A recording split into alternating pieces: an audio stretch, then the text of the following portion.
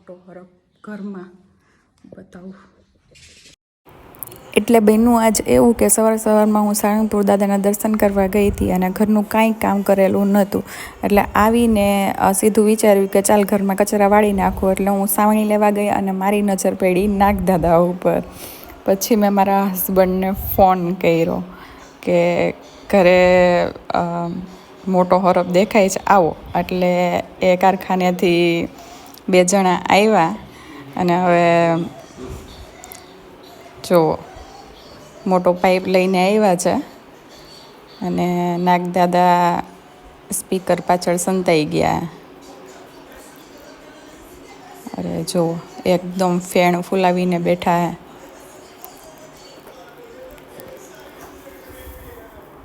જો પાઇપ મૂક્યો અને આરામથી એની અંદર ધીરે ધીરે વહી જશે.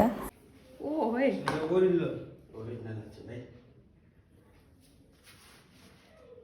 મસ્ત એ ફેન ચડાવી હોય.